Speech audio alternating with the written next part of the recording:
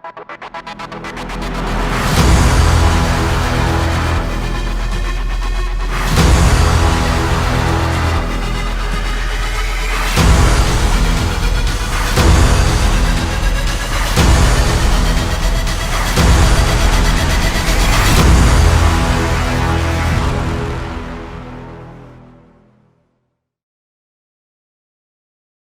నమస్కారం అండి. మరి యొక్క ఎపిసోడ్కి స్వాగతం పలుకుతూ ఇప్పటికే అనేక కార్యక్రమాలతో మిమ్మల్ని అల్లరింపజేస్తున్న మా జిఆర్జీ డిజిటల్ నెట్వర్క్ మరి యొక్క విశిష్టతని ఈరోజు మేము ముందుకు తీసుకొచ్చాం.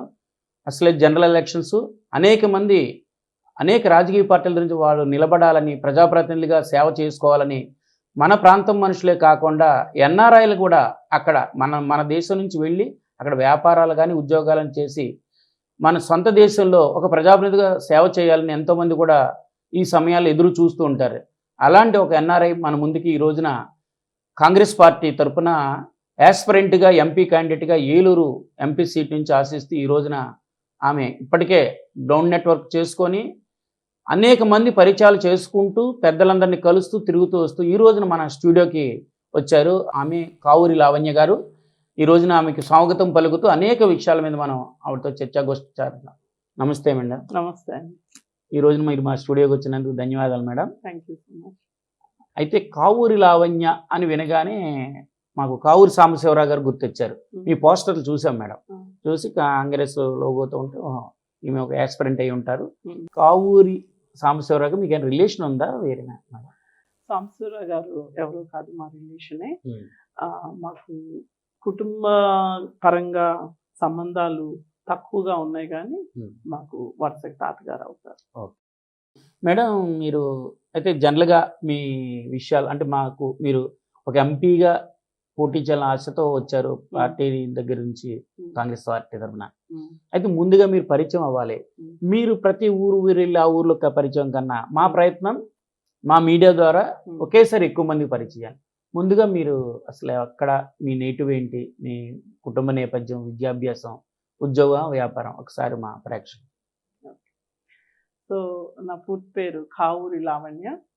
సో చాలా మందికి నేను బయట నుంచి వచ్చాను, ఒక ఎన్ఆర్ఐ అని అనుకుంటున్నారు, కానీ నేను పుట్టింది జంగారెడ్డిగూడెం. పెరిగింది కొంతకాలం జంగారెడ్డిగూడెంలోనే పెరిగాను నేను. నా 3rd క్లాస్ టైంలో మేము ఇక్కడి నుంచి వెళ్ళిపోవడం జరిగింది.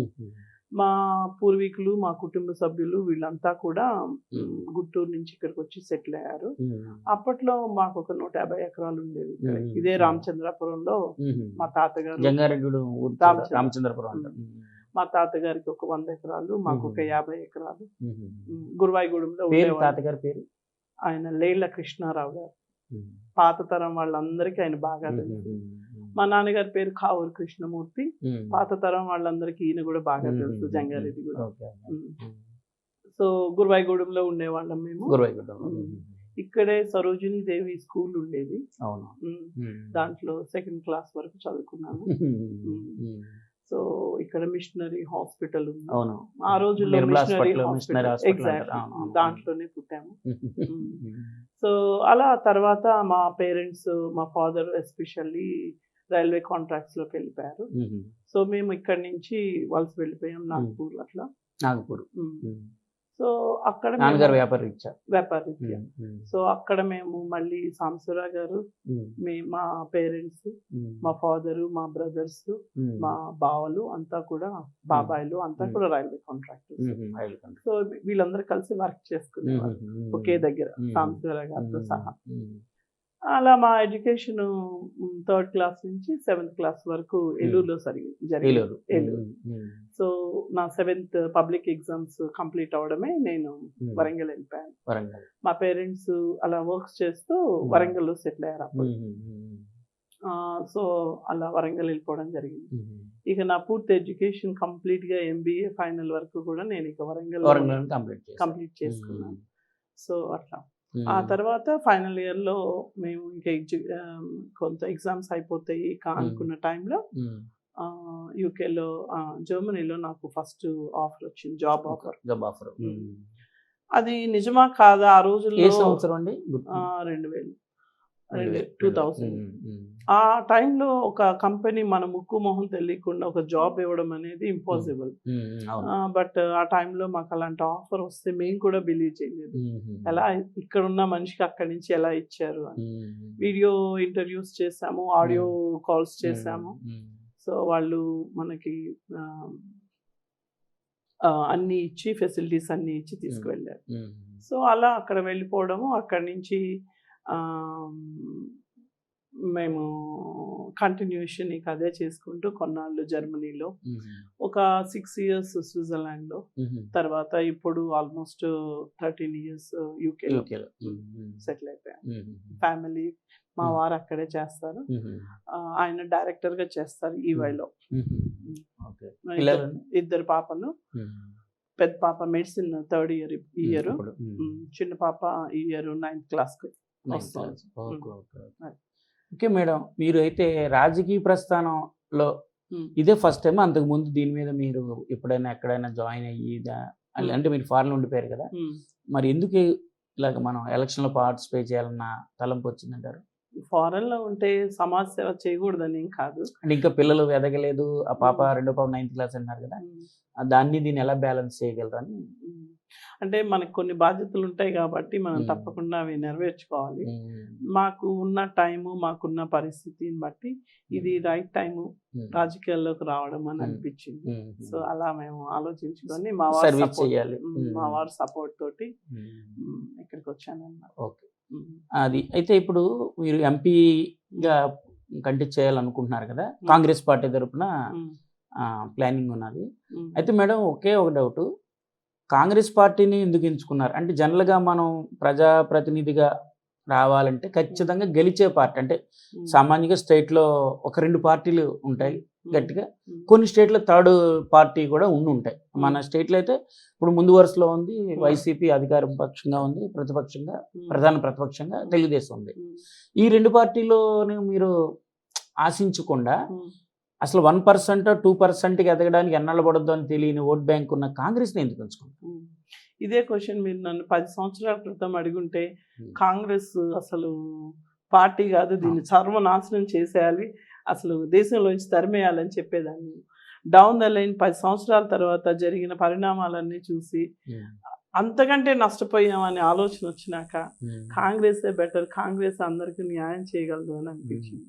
ప్రజలందరూ ఇప్పుడు 10 years లో కాంగ్రెస్ అనే దాన్ని పక్కన పెట్టి చూస్తే వాళ్ళకి విభజన కన్నా కూడా దాని తర్వాత విభజన జరిగిన తర్వాత జరిగిన పరిణామాలు కానివ్వండి, నష్టాలు కానివ్వండి, ఒక జనరేషన్ అంటే అప్పుడు ఎప్పుడైతే విభజన జరిగిందో ఆ జనరేషనే కాకుండా తర్వాత 2 generations కూడా దెబ్బతిన్నాయి.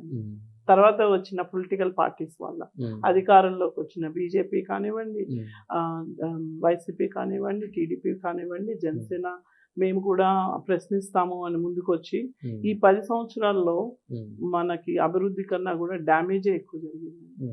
సో ఇప్పుడైనా ప్రజలు ఎంతో కొంత ఆలోచిస్తారు, మనం మళ్ళీ ప్రగతి పదంలోకి వెళ్ళాలి అంటే కాంగ్రెస్ ఆ రోజు ఏ కోపంతో అయితే కాంగ్రెస్ కాదు అనుకున్నారు, ఇప్పుడైనా ఆలోచించి మళ్ళీ కాంగ్రెస్ ఓటేస్తారనే బలమైన నమ్మకం నాకుంది.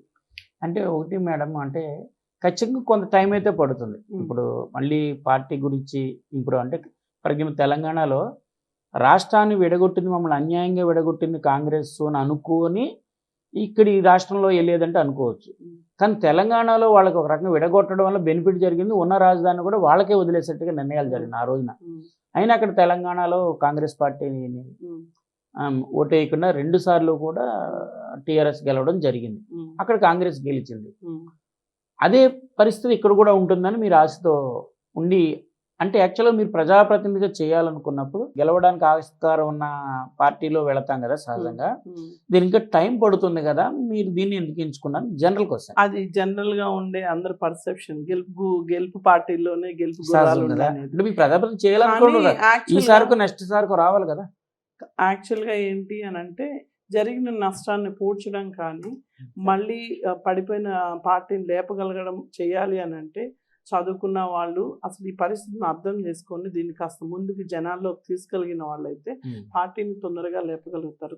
కాంగ్రెస్ పార్టీ శర్మారెడ్డి గారి నాయకత్వంలో పార్టీ ఎంతో పుంజుకుంది. ఆమె పబ్లిక్ లోకి వచ్చి చెప్తున్నారు ఏ విధంగా రాష్ట్రానికి నష్టం జరిగిందని. చాలా మంది ఏంటంటే ఫ్లాగ్ చూసి ఓటేస్తారు కానీ ఇది మనకి మంచి చేస్తుందా లేదా అనే ఆలోచన లేదు.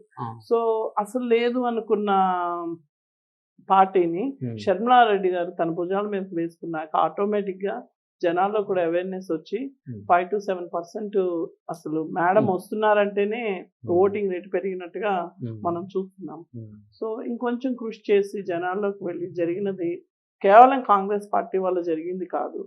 కాంగ్రెస్ నాయకులు అప్పటి ఉన్న కొంతమంది నాయకులు, అందరూ కాదు, కొంతమంది నాయకులు వీరి వల్ల జరిగింది.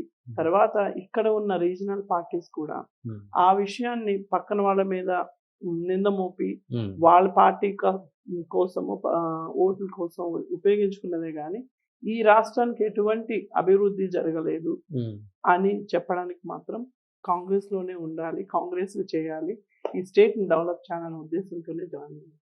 Okay madam. అయితే ఈ కాంగ్రెస్ పార్టీలో మరి షర్మిలారెడ్డి గారు ఎంటర్ అయిన తర్వాత పుంజుకుంది 5 to 6 అన్నారు.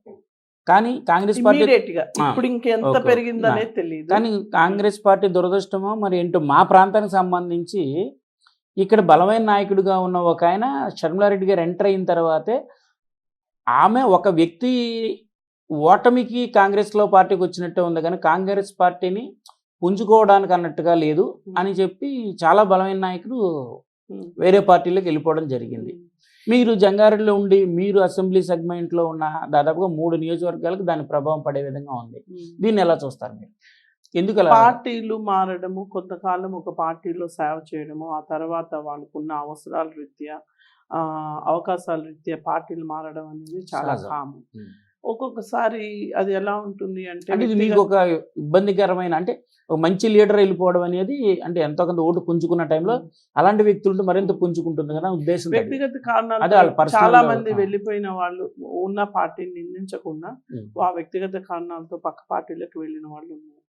కొంతమంది స్వప్రయోజనం కోసం ఉన్న పార్టీ మీద నింద వేసి వెళ్ళిన వాళ్ళు ఉన్నారు.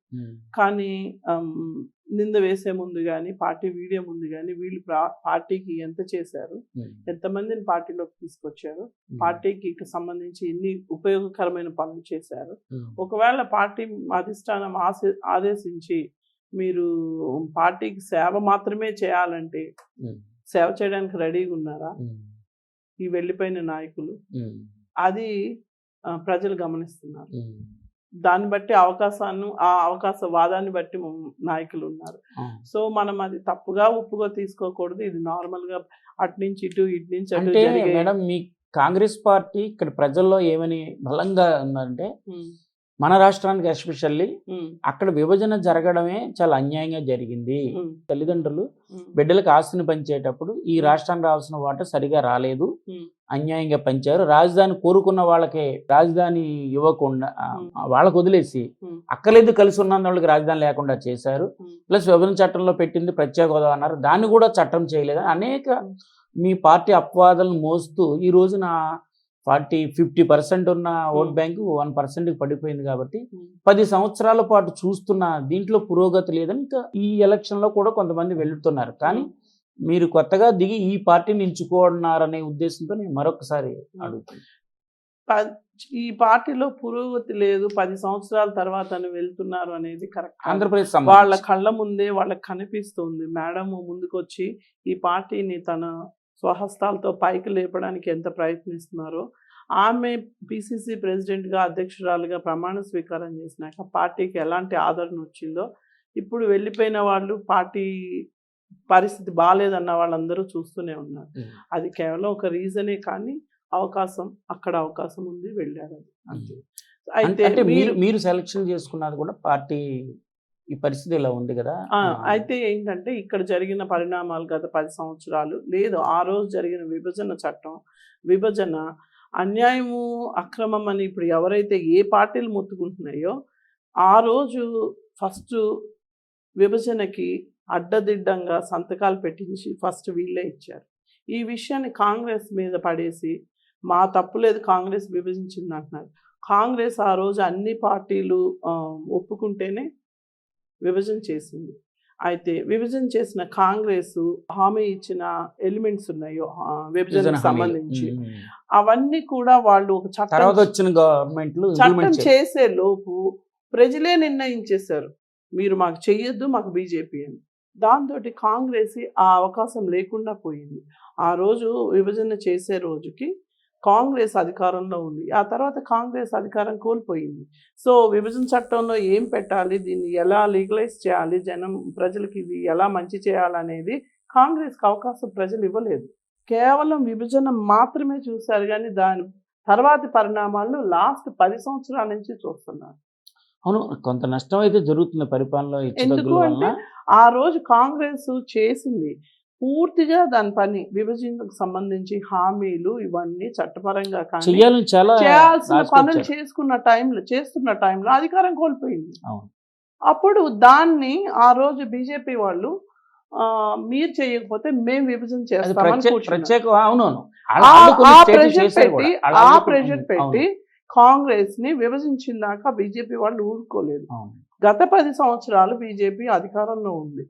మరి ఆ రోజు అంత ప్రెషర్ పెట్టి అంత హామీలు నెరవేర్చాల్సిందే అని పార్లమెంట్ సాక్షిగా కాంగ్రెస్ ని పుష్ చేసిన బీజేపీ 10 సంవత్సరాలు ఎన్ని హామీలు వీళ్ళు చట్టబద్ధత కల్పించారు? అందుకే కదండి ఆంధ్రప్రదేశ్ ప్రజలు బీజేపీకి. ప్రజలు ఎందుకు అర్థం చేసుకోరు ఇది? ఆ ఉద్దేశంతోనే ఖచ్చితంగా ఇవన్నీ ప్రజల్లోకి వెళ్తే ప్రజలు అర్థం చేసుకుంటారు. అందుకే నోటా కన్నా తక్కువ ఓట్లేసారు మన బీజేపీ. ఇప్పుడు కూడా ఈ రోజు కూడా వాళ్ళ పెత్తనం ఎలా ఉందంటే, మాకు ఎవరు ఓటు వేయకపోతే మేము సెంట్రల్లో అధికారంలో ఉన్నాం కాబట్టి ఏ పార్టీనైనా మేము మా చేతుల్లోకి మా కంట్రోల్లోకి తెచ్చుకుంటామని ఇష్టం లేకపోయినా బలవంత పెళ్లిలాగా ఇప్పుడు ఉన్న వాళ్ళతోటి అలయన్స్ అని గేమ్ ఆడుతున్నారు. అలాగే ప్రతిపక్షము వాళ్ళ వైపే, అధికార పక్షం వాళ్ళ వైపే. ఆంధ్రప్రదేశ్ లో బలవంతం ఇదంతా. మీకు ఇష్టం లేదు అలయన్స్ వెళ్ళడం, నువ్వు ఉంటావా లేదా, నాది అధికారం, బలవంతము అలా తీసుకెళ్తున్నారు. కాంగ్రెస్ ఆ పని చేయలేదు బీజేపీ. కాంగ్రెస్ పార్టీ ఉన్నా లేకపోయినా ఎప్పుడు ప్రజల మనసుల్లో ఉండేది కాంగ్రెస్, ఒక national party. BJP regional parties తో, లోకల్ పార్టీస్ తో వాళ్ళు ఆడుతున్న గేమ్ కాంగ్రెస్ తో ఆడలేదు. అది ఇప్పుడు ఉన్న వాళ్ళందరూ అర్థం చేసుకోవాల్సింది. మాలాంటి వాళ్ళకి అర్థమయ్యే మేము కాంగ్రెస్కి వచ్చాం. తప్పైనా ఒప్పైనా కాంగ్రెస్ ఆ రోజు అంత ఎన్ఆర్ఐ ఉండి అంత పెద్ద పొజిషన్ లో ఉండి అర్థమైంది కాబట్టి కాంగ్రెస్ లో ఉన్న నిజాయితీ ఉందని మీ వాదన. అంతే. అయితే ప్రత్యేక హోదా ఆ రోజుల్లో మేడం మేము అందరూ ఉన్నాం అంటే సామాన్యులు, అంటే నాకు అర్థమైనంతగా సామాన్యులకు అర్థం అవ్వచ్చు.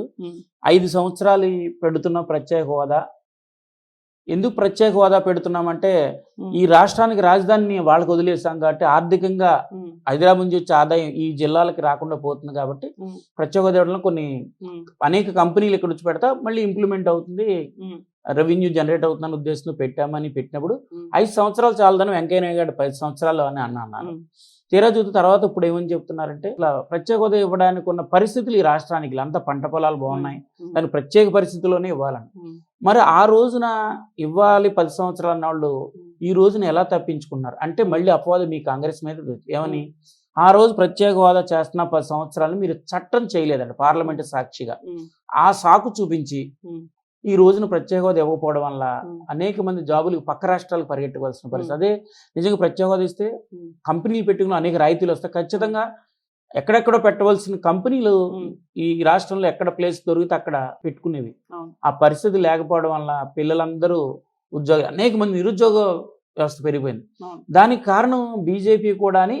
అందుకని ప్రజలు ఇటు కాంగ్రెస్ అన్యాయం చేస్తుందేమో అనుకుని ఇటు బీజేపీ కూడా అన్యాయం చేస్తుందని ఇప్పటికీ నాలాంటి నాలెడ్జ్ ఉన్న వాళ్ళం కూడా మొత్తానికి రాష్ట్రం అయితే అన్యాయం జరిగింది, అధికారంలో ఉన్న బీజేపీ కూడా చేయలేకపోయిందన్న.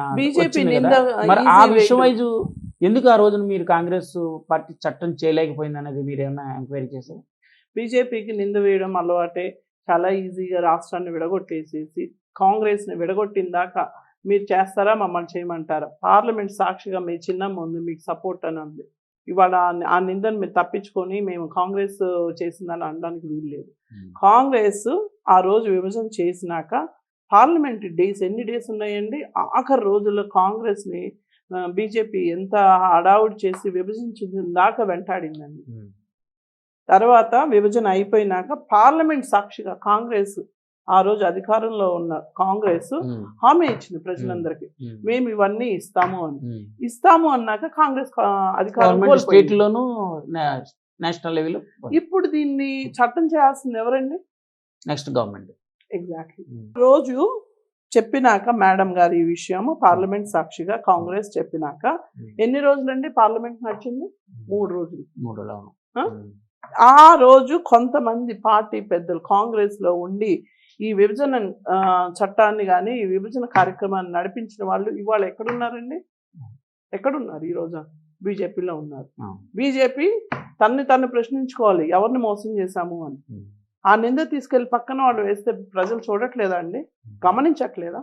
చట్టం చేస్తాము అని కాంగ్రెస్ చెప్పిన మరుక్షణం ఆ ఎన్నికల్లో కాంగ్రెస్ ఓడిపోయింది.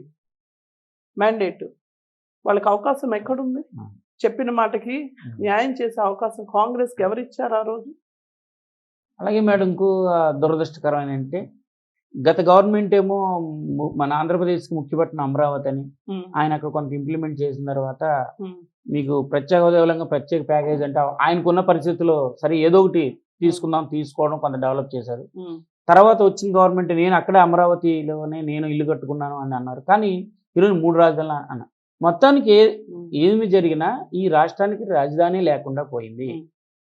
దీన్ని ఎలా చూస్తారు మీరు? ఇంత దారుణమైన పరిస్థితి, విభజనలో చాటు నష్టాలమే కాకుండా విభజన హామీలు పొందలేకపోవడం, రాజధాని కూడా లేదు అంటే దీన్ని ఎలా చూస్తారు? ఖచ్చితంగా కాంగ్రెస్ స్టేట్ ని విడగొట్టింది అనేది ఒక సాకును చూపించి అటు టీడీపీ అయినా ఇటు వైసీపీ అయినా ఎవరైనా సరే ఈ రాష్ట్రంలో గత 10 సంవత్సరాలు ఎన్నికల పండగను మాత్రం బాగా జరుపుకున్నారు. అధికారం మాత్రం బాగా తీసుకున్నారు. ఆ రోజు బాబు గారు బీజేపీతో జత కట్టారు కదా, నెక్స్ట్ అధికారం వస్తుందని.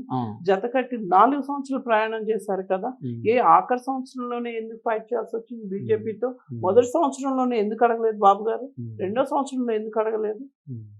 3వ సంవత్సరంలో ఎందుకు అడగలేదు? ఆయన ప్రత్యేక ప్యాకేజ్ ఒప్పుకుని ఉన్నారు. ఎందుకు ఒప్పుకోవాల్సి వచ్చింది? ఆయన పర్సనల్ వ్యక్తిగతం కాదే, రాష్ట్రం కోసం ఎందుకు ఒప్పుకున్నారు? ఆయన ఏ స్వప్రయోజనాలు ఆశించి ఒప్పుకున్నారు? అది బయట పెట్టాలి కదా వాళ్ళు. ఆ తర్వాత వచ్చిన వైసీపీ అసలు అడగలేకపోయింది. అసలు అడగలేకపోయిందంటే ఇప్పుడు అదే అయింది, బలవంత పెళ్లిలాగా. అప్పుడేమో చేయాల్సిన టీడీపీ ఏమీ చేయకుండా 4 సంవత్సరాలు ఉండి మేము అడిగాము, మేము చేశాము, మాకు ఇవ్వలేదని మేము 5వ సంవత్సరం ఓట్ల కోసం కొట్లాడి ఉన్న అధికారాన్ని పోగొట్టుకుంది. వైసీపీ వైసీపీ ఆ రోజు 5 సంవత్సరాలు బాబు గారు పాలిస్తున్నప్పుడు అసలు మీ ఎంపీలు మా ఎంపీలు అందరూ రాజీనామా చేస్తే మనకి ప్రత్యేక హోదా వస్తుందని చెప్పిన వైసీపీ ఈ 5 సంవత్సరాల్లో ఎన్నిసార్లు ఎంతమంది చేత రాజీనామా చేపించి ఈ అంశం మీద మాట్లాడింది. దాంతో అసలు వీళ్ళకి ఏం కావాలి, ఏం మిస్ అయింది, మనకి ఎవరికి ఓటేస్తే డెవలప్మెంట్ జరుగుద్ది అనేది ఈ 10 సంవత్సరాల్లో వీళ్ళని నిజంగా డార్క్ లో పెట్టేసి పార్టీస్ అన్ని కూడా ఆడేసిన గేమ్ అన్నమాట. ఇప్పుడు మళ్ళీ కాంగ్రెస్ అయినా పర్వాలేదు, మీరు ఓటేసినా వేయకపోయినా మేము మళ్ళీ వస్తున్నాం, మేము ఉన్నాము అని ప్రజల్లోకి తీసుకెళ్ళడానికి, జరిగిన నష్టాన్ని ఎక్స్ప్లెయిన్ చేయడానికి మాత్రం మాత్రం వెనకాడకుండా మేమైతే రావాలని అనుకుంటున్నాము. షర్మిల గారు మా ముందున్నారు. ఏ తారీఖున ఉండబోతుంది? మీకు ఏమన్నా ప్లానింగ్ ఉందండి? ఆమె తీసుకొచ్చి ఈ ప్రాంతంలో తీసుకురావాలి మేడం గారు. 19th కానీ మళ్ళీ అది వాయిదా పడింది. మళ్ళీ ఎప్పుడు అనేది మేడం గారు ఈ ప్రాంతానికి రావాలి. మెయిన్ గా ఇక్కడ ఉన్న నేషనల్ ప్రాజెక్ట్స్ ఏవైతే ఉన్నాయో పోలవరం కానీ తర్వాత కొల్లేరు కానీ వీటి మీద మేడం ఎంతో కొంత ఇక్కడ ఉన్న వాళ్ళకి కాంగ్రెస్ ప్రభుత్వం నుంచి ఏం చేయగలరు అనేది హామీ ఇస్తే తప్పకుండా ప్రజలు ఆల్రెడీ 10 years ఇక్కడే జరుగుతుందని చూశారు కాబట్టి ఖచ్చితంగా కాంగ్రెస్ ని ఆదరిస్తారని నమ్మకం. అలాగే మీ కాంగ్రెస్ పార్టీ ముఖ్యమంత్రిగా ఉన్న రాజశేఖర రెడ్డి గారి ఆ పాలించిన 5.5 సంవత్సరాలు 6 సంవత్సరాలు ఎస్పెషల్లీ ఈ ప్రాంతం కూడా చాలా పోలవరం ప్రాజెక్ట్ అవ్వచ్చు, చింతలపూడి ఇలాగ అనేక కార్యక్రమాలు. మెయిన్ ఆయన వ్యవసాయం మీద దృష్టి పెడుతూ ప్రతి భూమికి నీళ్ళు అందించాలి అని చేసిన జలజ్ఞాలు చాలా ఉన్నాయి. అందులో భాగం వెలుగొండ ప్రాజెక్ట్ కూడా టన్నెల్స్ కంప్లీట్ అవ్వడం, అది వాటర్ అందబోతుంది అతి త్వరలో.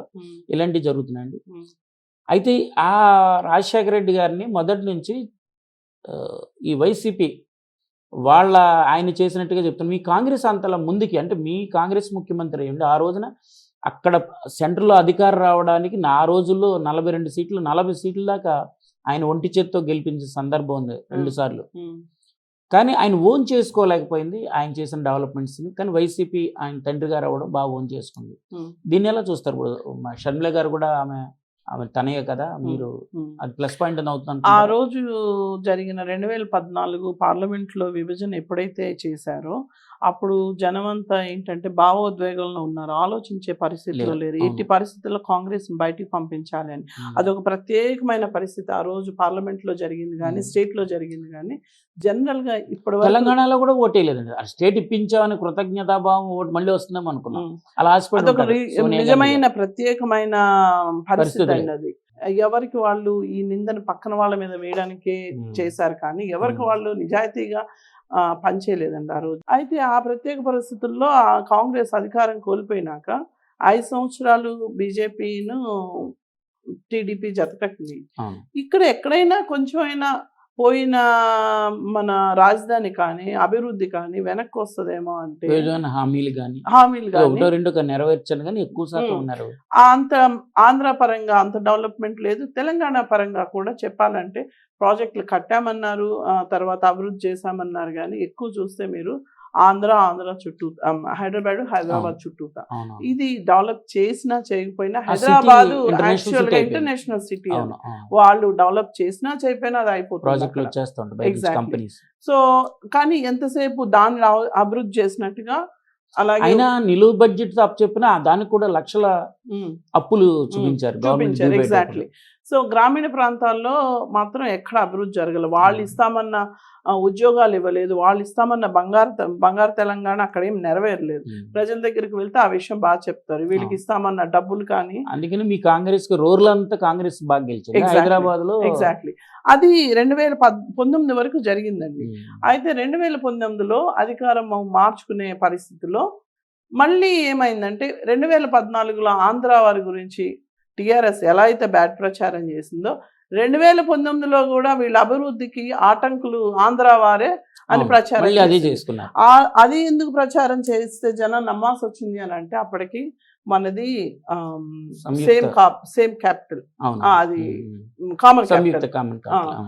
సో దాంతో ప్రజలందరూ ఇది నిజమే కావచ్చు, బహుశా ఆంధ్ర వాళ్ళు అడ్డం పడుతున్నారు, జరగలేదేమో అనే ఉద్దేశంలో ఉన్నారు. కానీ 5 సంవత్సరాలు ఆయన అక్కడ కూర్చొని అభివృద్ధి చేయకుండా ఇంత మాటలతోటి గవర్నమెంట్ ఫామ్ చేస్తారని వాళ్ళు అనుకోలేదు. 10 సంవత్సరాల తర్వాత డౌన్ ద లైన్ వాళ్ళకి క్లారిటీ వచ్చింది, ఇంకెన్నాళ్ళు చెప్పుకుంటాం ఆంధ్ర వాళ్ళ పేరు అని. సో అది ఖచ్చితంగా మార్పు వచ్చింది. అదే 2019 ఆంధ్రాకి వచ్చేటప్పటికి ఇక్కడ కంప్లీట్గా పరిస్థితులు మారిపోయినాయి. అంతకుముందు 60 సీట్లు తెచ్చుకున్న జగన్మోహన్ రెడ్డి గారు ఒక క్రెడిబిలిటీ ఉన్న పర్సన్ గా ఇమేజ్ క్రియేట్ చేసుకున్నారు. ఇది ప్రజలు నమ్మారు. ఇది మనకు అరే 5 సంవత్సరాలు మీ కాంగ్రెస్ ముఖ్యమంత్రిగా ఉన్న రాజశేఖర రెడ్డి గారి లెగసీ అంటే ఆ పరిపాలన తండ్రి కొడుకు ఆయనకి ట్రాన్స్ఫర్ అయిపోయింది మొత్తం, నాయకులు గానీ ఓటు గానీ మొత్తం ట్రాన్స్ఫర్ అయిపోయింది. అంటే అంతకు ముందు 5 ఏళ్లలో ఒక 60 సీట్లు తెచ్చుకోవడంతో జనం ఏంటంటే ఓహో ఈయనకి క్రెడిబిలిటీ ఉంది అనుకుంటా, తండ్రి గారి లక్షణాలు ఈయనకు ఉన్నాయి, ఈయన ఇంకా బాగా డెవలప్ చేస్తారు. అందులో వాళ్ళు ఇచ్చిన హామీలు కూడా ప్రతి వాళ్ళకి, అటు రాజధానికి భూమి ఇచ్చిన వాళ్ళకి అలాగే నేషనల్ ప్రాజెక్ట్స్ కూడా మేము కంప్లీట్ చేస్తాము, మేమే టేకప్ చేసి కంప్లీట్ చేస్తాము. అలాగే యువతకి కానీ ఎస్పెషల్లీ అప్పుడున్న ఇష్యూ యువతకి, తర్వాత ప్రత్యేక ప్యాకేజ్ గురించి, ప్రత్యేక హోదా గురించి మేము ఖచ్చితంగా పార్లమెంట్లో మాట్లాడతాము అని అంటే ప్రజలు ఫాదర్కు ఉన్న లెగసీని నమ్మి కొడుకుకి అధికారం ఇచ్చారు. అదొక ప్రత్యేకమైన పరిస్థితి. ఇక్కడ 10 సంవత్సరాలు డౌన్ ద లైన్ అయిపోయినాక అరే మేము బీజేపీకి అధికారం ఇచ్చాం, తెలుగుదేశానికి అధికారం ఇచ్చాం, వైఎస్ఆర్కి అధికారం ఇచ్చాం, ఈ రాష్ట్రం బాగుపడదు. ఎవరి ద్వారా అయితే ప్రత్యేక ఆంధ్ర ఏర్పడిందో వీళ్ళు మాత్రమే న్యాయం చేయగలరు, వీరు మాత్రమే ఇప్పుడు బీజేపీకి ఆపోజిట్ గా నిలబడి ఏ డెవలప్మెంట్ అయినా చేయగలరు అనే పరిస్థితి ప్రజలకు వచ్చింది. అయితే మీ కళ్ళ ముందున్న మంచి పాయింట్ ఏంటో మేడం, ప్రజల్లో ప్రత్యేక హోదా వస్తే మా ఆంధ్రప్రదేశ్ అభివృద్ధి చెందుతుందని సామాన్యుడి నుంచి మేధావుల వరకు కూడా ఖచ్చితంగా ఉంది. ఈ ఒక్క పాయింట్ కనపడుతుంది, గవర్నమెంట్ సెంటర్లో కాంగ్రెస్ వచ్చినా ఇక్కడ వచ్చినా ఖచ్చితంగా మన ప్రత్యేక హోదా వస్తే అప్పుడు మన బిడ్డలకు ఉద్యోగాలు దొరుకుతాయి, ఈ ప్రాంతాల్లో అనేక కంపెనీలు వస్తాయి, ఆటోమేటిక్గా ఆంధ్ర అంతా అభివృద్ధి. అదొక పాయింట్ ఉందండి మేడం. అలాగే రెండో పాయింట్ వస్తే నిన్న ప్రకటించారు సిఏఏ, సిటిజన్ అమెండ్మెంట్ యాక్ట్ అని. దానివల్ల కూడా ప్రతిపక్షాలు ఏమంటున్నాయంటే ఇది ఇబ్బంది పెట్టేది అనే అంశం అని లేవనెత్తుతున్నాయి కాబట్టి దాని మీద వివరణ ఏమైనా ఇస్తారు మా ప్రత్యేక హోదా మీద మాట్లాడదాం ముందు ఫస్ట్ ఓకే. ప్రత్యేక హోదా నిజంగా సంజీవిని అని చాలా మంది అంటున్నారు. అది నిజంగానే సంజీవిని. ఎందుకు అంటే జియోగ్రాఫికల్గా వెనకబడిన ప్రదేశాలను అభివృద్ధి చేయాలి అని అంటే ఇది కేవలం భారతదేశంలోనే కాదు, ఏ దేశంలోనైనా జియోగ్రాఫికల్గా తర్వాత ఎకోసిస్టమ్స్ కానీ ఇన్ఫ్రాస్ట్రక్చర్ కానీ డెవలప్ కానీ ప్లేసెస్ని డెవలప్ చేయాలి, జనజీవనానికి దగ్గర చేయాలి, జనం అక్కడ నివసించడానికి ఏ దేశంలోనైనా దాన్ని డెవలప్ చేయడానికి జీరో ట్యాక్స్ సిస్టమ్ చేస్తారు. దాంతో ఏమవుతుందంటే పారిశ్రామికవేత్తలు, విద్యార్థులు, కాలేజీలు, స్కూల్స్, స్టార్టప్ కంపెనీస్ అలాగే జనం వచ్చి అక్కడ నివసిస్తూ ఉంటారు. ఎందుకు అంటే అక్కడ నివసించే వరకు 0% ట్యాక్స్. సో వాళ్ళు ఏం చేస్తారు, అక్కడ నివసించి దగ్గర ప్రాంతాలు ఉన్న దగ్గర వీళ్ళు జీవనోపాధికి వెళ్తారు, జాబ్స్ చేసుకుంటారు. బట్ ఇక్కడ నివసిస్తున్నారు కాబట్టి ఏమవుతుందంటే అక్కడ జాబ్ చేసినా కూడా వీళ్ళకి 0% ట్యాక్స్ పడుతుంది. సో ఇలా చేయడం వల్ల ఈ ప్లేసెస్ బాగా డెవలప్ అవుతుంది. ఎందుకంటే చాలా మంది వెళ్తారు, మాకు ట్యాక్సెస్ తగ్గిపోతుంది, 0% tax. Industrial developments, industrial Jones జరిగిన ఏ దేశంలోనైనా ముందు ఇదే పద్ధతి ప్రవేశపెట్టారు. అది ఎంతో కొంత మిగతా అన్ని ప్లేసెస్ ఈక్వల్ గా డెవలప్ అయినాక ఈ సిస్టమ్ తీసేస్తారు. జనరల్ గా జరిగేది ఇది. ఎందుకు అంటే ఆ జియోగ్రఫికల్ గా ఉన్న ఇంబ్యాలెన్సెస్ ని తీసేయడానికి. అదే పర్పస్ లో మన భారతదేశంలో కూడా మనకి జియోగ్రఫికల్ గా ఇబ్బందులు లేవు మన స్టేట్ కి, అదే నెపం చెప్తున్నారు బీజేపీ. అయితే అది ఉంది ఇక్కడ. యాక్చువల్గా ప్రత్యేక హోదా అనేది ఆ దేశాల్లో కానీ మన దేశంలో కానీ జియోగ్రాఫికల్ పర్పస్ లో పెట్టారు కానీ రాజకీయ బాధిత రాష్ట్రాలకి అప్లికబుల్ కాదు. కానీ ఇక్కడ రాజకీయ బాధితులు ఆంధ్ర. అవును, ఇక్కడ జరిగిన పరిణామాలన్నీ కూడా మోర్ దెన్ డెవలప్మెంట్ పొలిటికల్ పరంగా, రాజకీయ పరంగా జనాన్ని ఇబ్బందులకు గురి చేసినవి అంశాలు. కాబట్టి ఈ ప్రత్యేక పరిస్థితులు ఇవ్వచ్చు, దీన్ని కాదనడానికి లేదు. ఎందుకంటే అన్ని రాష్ట్రాల అభివృద్ధి అనే దానికి మనము యూనియన్ అంటే భారతదేశం కట్టుబడి ఉంది కాబట్టి, కాన్స్టిట్యూషన్ కట్టుబడి ఉంది కాబట్టి ఏ రాష్ట్రాన్ని తక్కువ చూడడానికి లేదు, ఏ రాష్ట్రాన్ని ఎక్కువ చూడడానికి లేదు. ఎందుకంటే ప్రతి రాష్ట్రము కూడా సెంట్రల్ ట్యాక్స్ పే చేస్తుంది కాబట్టి సమానంగా వీళ్ళకి కూడా డెవలప్మెంట్ హక్కు ఉంది కాబట్టి ఖచ్చితంగా కన్సిడర్ చేయాల్సిన ఇష్యూ సెంట్రల్ గవర్నమెంట్. అంతేకాని సాకు చెప్పి మీకు ప్రత్యేక హోదా ఇవ్వడానికి లేదు అనడానికి లేదు. ముందు డెవలప్ అవ్వాలి. అంటే ఇక్కడ అగ్రికల్చర్ ఉంది కాబట్టి డెవలప్ అయ్యామంటానికి కాదు, లివబుల్ ఉండాలి. మీరు ఏ ప్లేస్కి వెళ్ళినా కానీ మేము ఇక్కడ ఉంటాము, మాకు దగ్గరలో ఉపాధి ఉంది అని ప్రజలు చెప్పుకోగలగాలి. ఏది అసలు ముందు క్యాపిటల్ లేదని ఉపాధి సంఘం, క్యాపిటల్ ఉంటే పరిశ్రమలు వస్తాయి. ఎవరన్నా వచ్చి మేము ఫలానా పరిశ్రమ పెడుతున్నాం, మీకున్న ఇన్ఫ్రాస్ట్రక్చర్ అంటే ఏం చెప్పగలుగుతాం? ఈ రోజు రోడ్లు ఏవి, రైల్వే స్టేషన్లు ఏవి, విమానాలు రావడానికి ఏవి, అసలు కారు వెళ్ళడానికి ఏది, ఇవన్నీ లేకుండా, కనెక్టివిటీ లేకుండా, ఎకోసిస్టమ్ బ్యాలెన్స్ లేదు. ఇక్కడ ఏమి లేకుండా మనం పరిశ్రమకు వచ్చేస్తే బొంబాయి నుంచి వస్తే, దుబాయ్ నుంచి వచ్చి అని మాటలు చెప్తే ఎలా నమ్మాలి ప్రజలు? సేఫ్టీ ఏది? అసలు మన ఇన్వెస్ట్మెంట్ పెడితే మన ఇన్వెస్ట్మెంట్ కి ఇక్కడ సేఫ్టీ ఏది? రేపు పొద్దున గవర్నమెంటే వాళ్ళ చట్టం ఇప్పుడున్న వాళ్ళ ఇష్టమైన జీవోలు పాస్ చేసుకుంటున్నప్పుడు ఇక్కడ ఇన్వెస్ట్మెంట్ చేస్తే ఇది ఇన్వెస్ట్మెంట్ ఉంటుందన్న గ్యారంటీ ఏముంది? రేపు పొద్దున దొంగదారిలో ప్రభుత్వం చట్టం తీసుకొస్తే వీళ్ళ ఇన్వెస్ట్మెంట్ పోతుంది కదా. ఆ భరోసా ఇక్కడ ఇవ్వలేనప్పుడు ఇండస్ట్రీస్ రావు. అందుకనే సెంట్రల్ గవర్నమెంట్ ఖచ్చితంగా స్పెషల్ ప్యాకేజీ ఇస్తే దాన్ని బిలీవ్ చేసి ఎవరైనా వచ్చి ఇక్కడ ఇన్వెస్ట్మెంట్ చేస్తారు. ఇన్వెస్ట్మెంట్ ఎప్పుడు చేస్తారో ఆటోమేటిక్ గా 70-80% మెంబర్స్ కి ఇక్కడ ఉంటున్న వాళ్ళకి లైవ్లీహుడ్ వచ్చేస్తుంది. Auxiliary industries, mainstream jobs, dependent jobs అన్ని వస్తాయి. అందుకనే ఖచ్చితంగా ప్రత్యేక హోదా కావాలి, ప్యాకేజీ అవసరం లేదు. ప్యాకేజీ ఏంటంటే ప్లానింగ్ కమిషన్ లో మనకి డెవలప్మెంట్ కి సంబంధించి ఇష్యూస్ ఉంటే ప్లానింగ్ కమిషన్ మనకి ఎంతో కొంత ఫండింగ్ ఇస్తుంది మన ఇష్యూ బేస్డ్. సో అందుకని మనకి ప్యాకేజ్ అవసరం లేదు, హోదానే కావాలి. సో అదొక మంచి ఎజెండాతో ప్రజల ముందు మీరు వెళ్తారు. అలాగే మేడం, రెండోది సిటిజన్ అమెండ్మెంట్ యాక్ట్ అనేది నిన్న ఓపెన్ అయింది. దాని గురించి అది నిజంగా అపోహ అని కొంతమంది ఎక్స్పర్ట్స్ చెప్తున్నారు. కాదు, కావాలని ఇబ్బంది పెట్టే కొంతమంది కొన్ని వర్గాలను ఇబ్బంది పెట్టే విధంగా ఉంది ఇది అని అంటున్నారు. మమతా మేడము అలాగే కేరళ స్టేట్లో దీన్ని అప్లికబుల్ చేయవు మా 2 రాష్ట్రాలు అంటున్నారు. దీని గురించి మీరు స్పందన?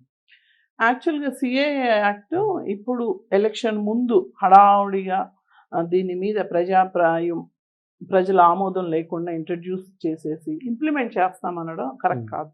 ఇది ఎప్పుడో 2019లోనే ఆల్రెడీ ఆమోదం పొందింది. ఆమోదం పొందిన దానికి దీంట్లో సవరణలు, ప్రజాభిప్రాయం లేదా నాయకుల వివిధ పార్టీల అభిప్రాయం తీసుకొని ఇంప్లిమెంటేషన్ తీసుకొస్తే అదొక పద్ధతిగా ఉండేది. ఏది లేకుండా 4 సంవత్సరాలు దాన్ని ఇంప్లిమెంట్ చేయకుండా ఇప్పుడు జియో పాస్ సైలెంట్ గా ఉండి ఎలక్షన్ ముందు ఓట్ల కోసం దీన్ని ఇంప్లిమెంట్ చేయడం అంటే దీనిలో చాలా లూప్ హోల్స్ ఉన్నాయి. అవన్నీ ప్రజలకు తెలియకుండా ఎంతో కొంత హిందువుల ఓట్ల కోసం ఇది వేస్తున్న డ్రామా అన్నమాట. యాక్చువల్గా సిఏఏలో వాళ్ళు చెప్పింది ఏంటంటే ఎవరైనా సరే మైనారిటీస్ మన పక్కన ఉన్న దేశాల్లో మైనారిటీస్ రక్షణ కోసం భారతదేశానికి వస్తే మనం ఆశ్రయం కల్పించవచ్చు మైనారిటీస్. అక్కడ ఉన్న ప్రత్యేక పరిస్థితులు, పొలిటికల్, ఎస్పెషల్ 3 దేశాలు ఆఫ్ఘనిస్తాన్, పాకిస్తాన్, బంగ్లాదేశ్ మైనారిటీస్ అంటే ఎవరు వస్తారు? హిందూస్ వస్తారు, లేదా సిక్స్ వస్తారు, బుద్ధిస్టులు వస్తారు, జైనిజం వస్తారు, అందరూ వస్తారు. ప్రత్యేక పరిస్థితుల్లో ఒకవేళ మైనారిటీస్ రక్షణ కోసం వస్తే ఇక్కడ రక్షణ కల్పించవచ్చు. అది ఆ చట్టం చెప్తోంది. కానీ మైనారిటీస్ ఎందుకు ఇక్కడ ఏంటంటే మైనారిటీస్ అనగానే హిందూస్ అయిపోయారు. కానీ పొలిటికల్ స్కెనారియోలో ఎవరైనా వస్తారు రక్షణ కోసం. ఇప్పుడు పాకిస్తాన్లో అల్లకొల్లలో జరిగితే యూపీ ఎంతో మంది వెళ్ళిపోతున్నారు ఇమిగ్రేషన్. అక్కడ వాళ్ళు మతపరంగా ఎటువంటి నిషేధం విధించరు. కానీ మనం ఎందుకు పెట్టుకోవాలి మతపరంగా? ఇప్పుడు అదే ఇక్కడ మతాన్ని అడ్డం పెట్టుకోవాలి. ముస్లిమ్స్ లేరు కాబట్టి ముస్లిమ్స్ కూడా ఇవ్వచ్చు అని మీ కాంగ్రెస్ పార్టీ అంటారు. ఎగ్జాక్ట్లీ. మనకి హిందూ ముస్లిం తేడా లేదు. భారతదేశము హిందుత్వం అంటే అదే డెఫినేషన్ ఇదే బీజేపీ చెప్పింది. హిందువులు, ముస్లింలు, క్రిస్టియన్స్, మైనారిటీస్ అందరూ కూడా భిన్నత్వంలో ఏకత్వంలో జీవించడం అనేది ఫస్ట్ నుంచి కాంగ్రెస్ ఉన్న కాన్సెప్ట్. అదే విషయాన్ని హిందుత్వ ద్వారా బీజేపీ చెప్పింది. చెప్పినప్పుడు మనం ఎలా వీళ్ళు మాత్రమే మైనారిటీస్, వీళ్ళకి మాత్రం ఇది ఎలా అప్లికబుల్ అని చెప్పగలుగుతాము? లేరా ముస్లిమ్స్ దేశాల్లోనే మన బంగ్లాదేశ్ తీసుకుంటే తస్లిమా నస్రీన్ ఎన్నిసార్లు మన దగ్గర ఆశ్రయం పొందారండి? మా గతం మర్చిపోయారా బీజేపీ? మనం ఇవ్వలేదా? అప్పుడు మైనారిటీ కాదుగా ఆమె. ఇలాంటి చట్టాలు చేసి మనుషుల మధ్య కులాలు, మతాలు గోడలు కట్టి అవసరం ఏముంది? అంటే వాళ్ళు ఈ చట్టం తేవడం వల్ల ఎక్కువ శాతం ఉన్న హిందువులు ఓట్స్ వాళ్ళ వైపు పడుతాయని మీరు అభిప్రాయపడుతున్నారా? ఖచ్చితంగా హిందువుల కోసం, హిందువుల ఓట్ల కోసం చేసింది. ఈ రోజు గంపగుప్తగా ఒక పార్టీకి వేయరు కదా, అలా కాదు. నేషనల్ వైజ్ చూసినప్పుడు వీళ్ళు ఏంటంటే మాకు ముస్లిమ్స్ అవసరం లేదు, మాదంతా హిందూ పార్టీ అనే ఉద్దేశంతో హిందువుల్ని రెచ్చగొడుతూ ముస్లింని పక్కన పెడుతూ చేస్తున్న చట్టం ఇది. యాక్చువల్గా మనకి పాకిస్తాన్ నుంచి, శ్రీలంక నుంచి, బంగ్లాదేశ్ నుంచి, అటు ఆఫ్ఘనిస్తాన్ నుంచి అజైలమ్స్ వస్తారు. మనం ఎప్పుడు కూడా భారతదేశం ఎప్పుడు కూడా మీరు హిందూ ముస్లిం అని తేడా చూపించదు. అక్కడ ఉన్న పొలిటికల్ రీజన్స్, ఎకనామిక్ రీజన్స్ తో బాధితులు ఇక్కడికి వస్తారు. వాళ్ళకి ఉన్న క్రెడెన్షియల్స్ చూసి మనం పౌరసత్వం మనం ఇస్తున్నాము. దానికి కొత్త చట్టం చేసి నువ్వు హిందూ అయితేనే ఈ దేశంలోకి రావాలని ఎలా చెప్తాం? మనకు అదే పద్ధతి మనం వేరే దేశాలు పాటిస్తే వేరే దేశాల్లో హిందువులు తప్ప ముస్లింలు వెళ్ళగలుగుతారా? ఏమవుతుంది? ఏ దేశంలో కూడా మతాన్ని బేస్ చేసుకొని ఈ 3 దేశాల్లో మతాన్ని బేస్ చేసుకొని ఉంది అక్కడ పౌరసత్వం. మిగతా ఎవరైతే మన గవర్నమెంట్ అంటుందో వాళ్ళందరికీ 3rd సిటిజన్షిప్ లా చూస్తారు. వాళ్ళు ఎవరన్నా వస్తే వాళ్ళకి ఇద్దాము అని అంటారు. మీరు అనేది ఏంటంటే ముస్లిమ్స్ వచ్చినా ఇద్దాం అనేది. నేను అనేది పార్టీ కానీ అక్కడ ఉన్న పరిస్థితుల్లో మనం ఏమంటున్నామంటే పార్టీ బేస్డ్ ఎందుకు చేసుకుంటున్నాము అని అంటున్నాను. పార్టీ బేస్డ్ అందరూ ఇప్పుడు అజైలమ్స్ ఎక్కడి నుంచి అయినా వస్తారు. శ్రీలంక నుంచి వస్తారు, బంగ్లాదేశ్ నుంచి వస్తారు, పాకిస్తాన్ నుంచి వస్తారు. వాళ్ళు హిందువులు అవ్వచ్చు, అక్కడ ఉన్న లోకల్ ముస్లిమ్స్ కూడా అక్కడ ఇబ్బందులు పడుతూ ఉండొచ్చు. స్వాగతిస్తాం, తప్పేముంది. అది హిందువులే అవ్వాలి ఎందుకు? ఇప్పుడు మనం చాలా దేశాలు మనం జాబులు చేస్తుంటే మన పిల్లలకి సిటిజన్షిప్ వచ్చేస్తుంది. ఎగ్జాక్ట్లీ. ఇప్పుడు మేమంతా వెళ్తాము, మీరు ఎన్ఆర్ఐగా ఉన్నారు. ఎగ్జాక్ట్లీ. మేము అమెరికా వెళ్తాము, ఆస్ట్రేలియా వెళ్తాము, యూకే వెళ్తాము. మీరు హిందువా, మీరు భారతదేశం నుంచి వచ్చారు కాబట్టి మీరు హిందువే అవ్వాలనే రూల్ వాళ్ళు పెట్టలేదు. మనం ఎందుకు పెట్టుకోవాలి అలాంటివి? మనకు అందరూ ఒకటే కదా. భారతదేశం అంటే హిందూ, ముస్లిం, క్రిస్టియన్ అండ్ అదర్ ఒక్కో దేశానికి ఒకటి ఇన్ని సంవత్సరాలు నివసించుంటే తర్వాత అమెరికాలో ఎన్ని సంవత్సరాల తర్వాత గ్రీన్ కార్డ్ ఇస్తున్నారు.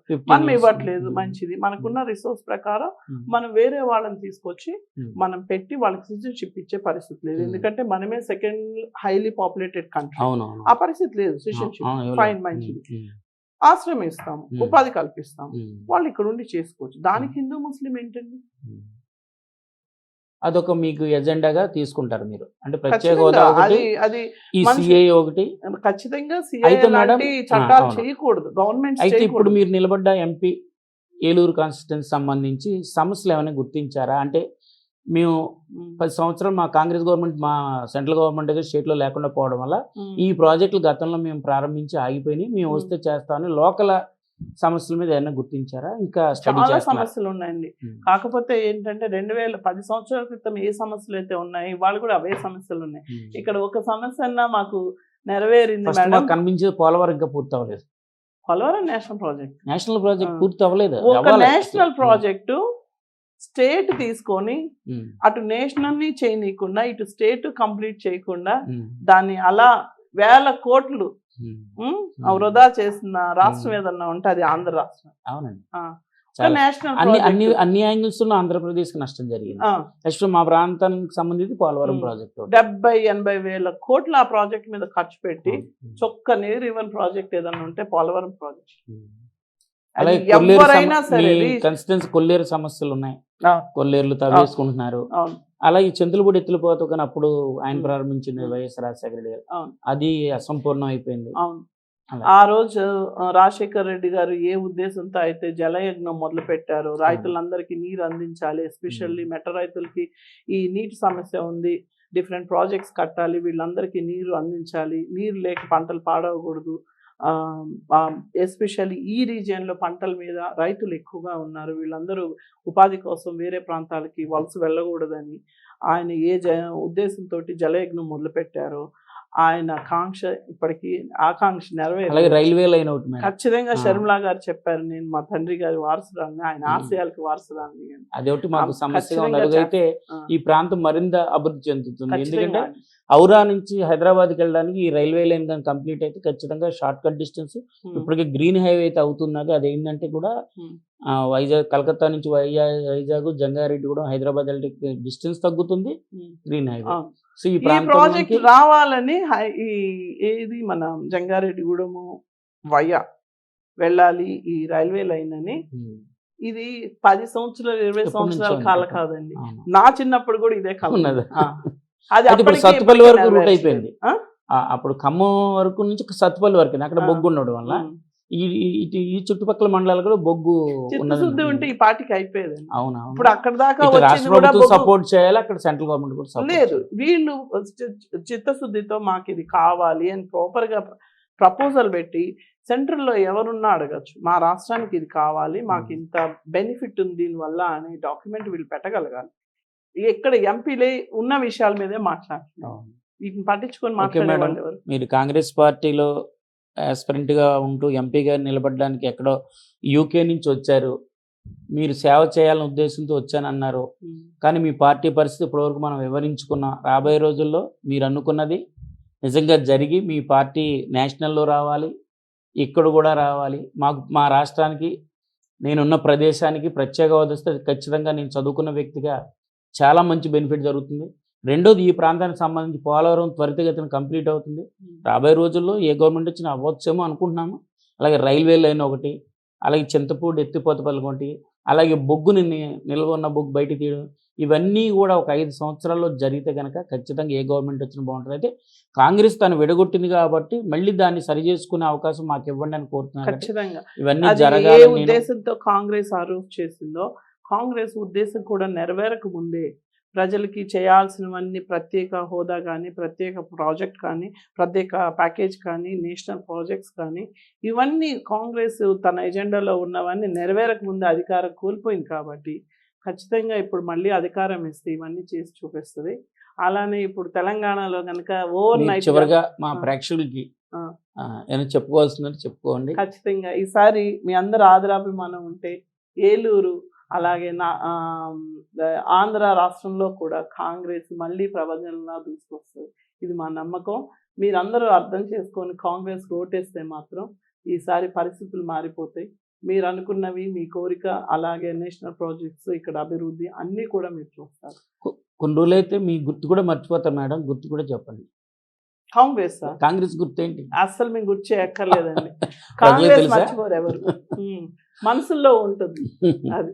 Okay madam, thank you.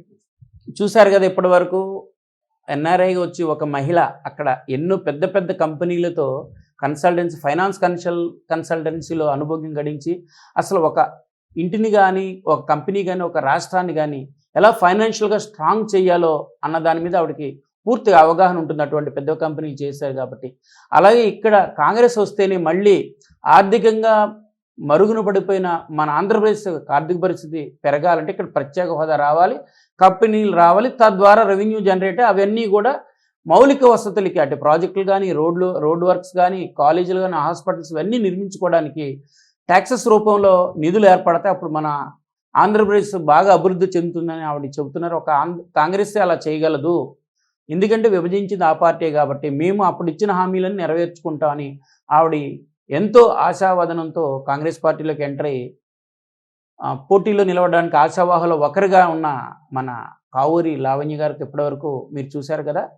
సరే, మరింత విశిష్టతతో మీ ముందుకి పిలుస్తాం. Thank you.